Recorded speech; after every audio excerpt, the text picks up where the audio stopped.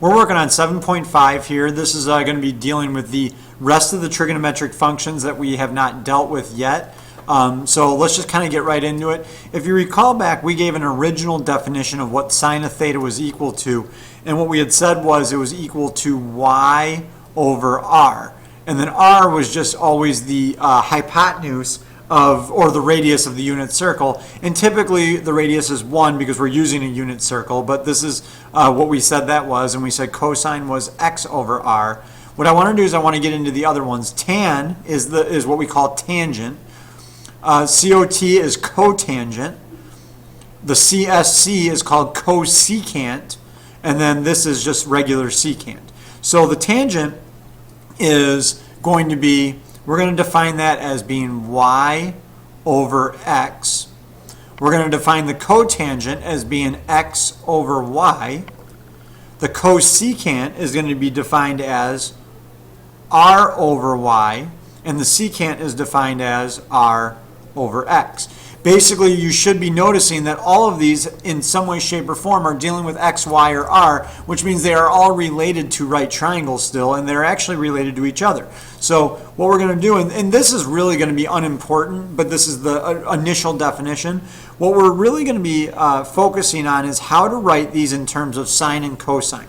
How do we write tangent in terms of sine and cosine? So just getting right to it, you can kind of see that the y value is on top and the x value is on the bottom, and we always say that our sine value is the y.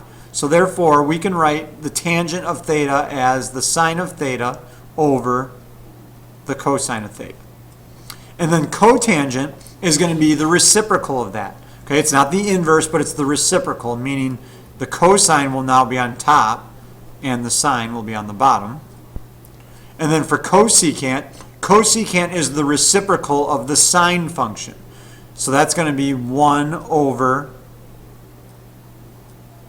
the sine of theta. And then secant is the reciprocal of cosine. So that's 1 over cosine theta. And these are the things that you need to know. You're gonna have to remember them. You're gonna have to figure out what they are, know them, remember them, whatever it takes. You have to know what these are. We're going to be using these, especially in the next chapter, a lot. Okay, so let's kind of just get into this. Well, it says find the tangent of pi over 6. Well, the thing is that now that we know what the relationship of all these are, we are still going to use right triangle trigonometry to be able to solve these. So what's going to happen is we have the tangent of pi over 6. So you're going to go about this the same way you would have if it was cosine or sine. You're first going to figure out what this is as degrees. So I'm going to write this as 30 degrees because that's what pi 6 are. So then I'm going to draw out my terrible right triangle here, my 30, 60, 90 triangle, and I'm going to label it just as I normally would. Opposite of 30 is 1, opposite of 60 is the square root of 3, and the hypotenuse is 2. And then if you remember from SOHCAHTOA, tangent is opposite over adjacent. So therefore, we could say opposite of 30 is 1, adjacent of 30 is square root of 3, so we have 1 over the square root of 3. But remember, we said that we can never leave a root on the bottom, so we have to rationalize the denominator here by multiplying both the top and the bottom by the square root of 3. Basically, whatever you're trying to eliminate is what you have to multiply by. So then we end up with the square root of 3 over, and then when you multiply these two by each other, the radical cancels out. So then we're left with just the square root of 3 over 3. If you were to go through and figure out what the sine of 30 degrees was, in other words, if you did sine of 30 degrees, and then you did cosine of 30 degrees, that's the same thing as tangent, you would get the exact same answer. You would end up getting, on top, you'd end up with the 1/2, and on the bottom, you'd end up with the square root of 3 over 2, and then obviously your 2's would cancel out, and then you'd be left with the exact same thing that we did. But I think the right triangles are a little bit easier to do. Okay, so you have one here to do on your own. It's the tangent of pi thirds. Do it the exact same way that we just did it, and let's see how you do. So hopefully you ended up with the square root of 3 over 1 or just the square root of 3. As you can see, pi thirds is 60 degrees as an angle. So we create our 30, 60, 90 triangle here. Opposite of 60 is square root of 3. Adjacent of 60 is 1, so we have square root of 3 over 1. Okay, so that's pretty basic, just kind of introducing our new functions here. So now let's get into where these functions are going to be a little bit important here. So what I want to ask is, what we're going to talk about here is, where is the cotangent undefined? Well, for us to decide this, we first want to write out what cotangent is. So the cotangent is going to be the cosine of theta over the sine of theta. So you got to think about what makes something undefined. Well, the bottom being 0 is what makes this undefined. So this is what we want to do. We want to set the bottom equal to 0. In other words, we want to know, where is the sine of theta going to be equal to 0. And for whatever reason, this is a very, very difficult concept to understand. Yet most of you know how to figure out when the sine of theta is equal to 0 because we've done it before. That's where we do our unit circle. And we define all of these points as being, this is 1, 0, this is 0, 1, this is -1, 0, and then down here is 0, -1. And then you decide, oh, the sine value is always my y value, and my y value is 0 at 0 and 90 or pi. So we know that the sine of theta is equal to 0 at 0 and 180 degrees, 0 degrees and 180 degrees, and then also at 0 radians and pi radians. But keep in mind, this is also true if you keep going around the circle. So it is continuous, it's cyclical. So it's going to keep hitting 0 over and over again. So that's where we write our equations. The initial point is where we start, 0, that's meaningless. And then every 180 degrees after that, so we write 180n. And down here, 0 is where we start, so it's every pi n. So these are the equations that you would write for when it's undefined. Every 180 degrees starting with 0. Okay?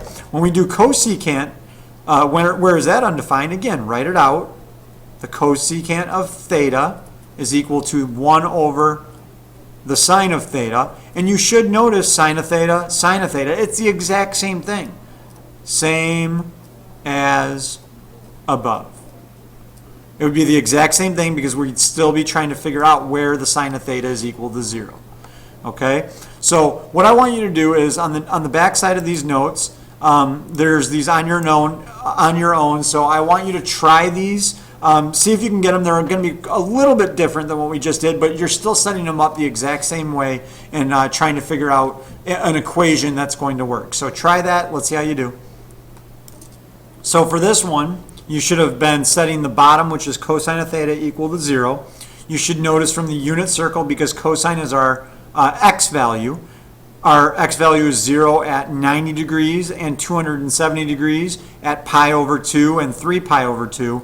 And what we can do is create an equation. We're starting at 90 and then adding 180 after each one. Because remember, it'll just be 180 degrees every single time and it'll get back to that original spot. So 90 plus 180n, or if we're doing it in radians, we're starting at pi halves and adding pi each time, so it's pi times n.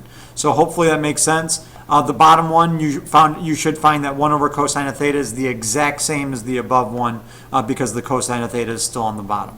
So what we're going to do now is we're going to move into looking at what the tangent graph is. And to do that, it kind of helps us to take what we just did, talking about where our tangent is undefined. So when you're graphing any of these, the first thing you want to do is figure out, is there a place where it's undefined, so that way we can draw, and what we do is we draw horizontal asymptotes like what we've done in the past. Well, first what I want to do is let's label this. We're going to keep this in radians. So the first line will be pi over 2, the second one will be pi, and then 3 pi over 2, and then 2 pi, and then we'll go negative pi over 2, negative pi, negative 3 pi over 2, and negative 2 pi. And again, we've already determined where it's going to be undefined because we said it starts at pi halves. So I'm going to draw a dotted line down pi halves, and then every pi after that. So therefore, I'm going to draw a dotted line, another pi after that, which is at 3 pi over 2. If I go pi in the other direction, it's going to be at negative pi over 2. Another pi is going to be negative 3 pi over 2. Okay? So that's what we first do. The next thing that I'm going to do is I'm just going to plug in some of these other values that I know we can figure out. So I'm going to say tangent of pi equals, okay, and then I just plug in sine of pi over cosine of pi, because that's what tangent is equal to. That's going to be equal to 0 over 1, which is equal to 0. So that means I'm going to plug in, or I'm going to plot my point at 0 there. And then if we were to do tangent of 0, you'd get the same thing. You'd get 0 again. So you kind of see a theme here that all of these are going to end up being 0. And without really getting into a lot of details, basically what these graphs are going to look like is they're going to look like curves that kind of go through the middle and then continue up. So they're all going to look like this, and that's what a tangent graph looks like.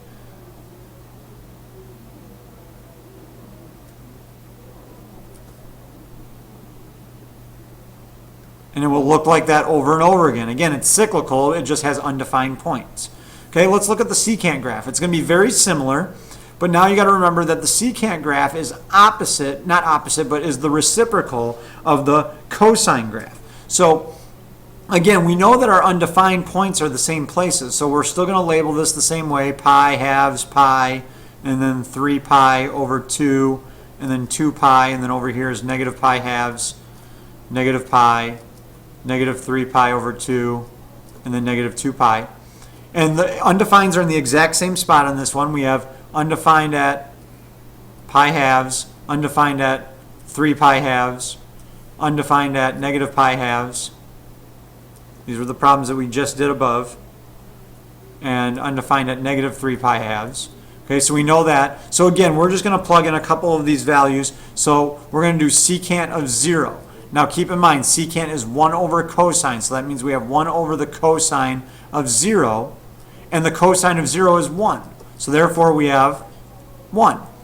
Therefore I'm going to plot a point at 1. 0, comma 1. Then if I plug in pi, secant of pi is equal to 1 over the cosine of pi.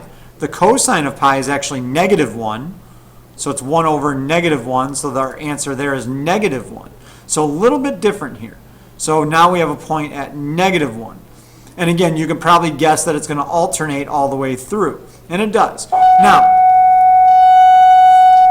the only thing to understand here is that what's going to happen is the graph isn't going to be what you think it is. Like, it's not going to be like the tangent graph, and it's not going to be quite like the cosine graph that cycles up and down in those hills.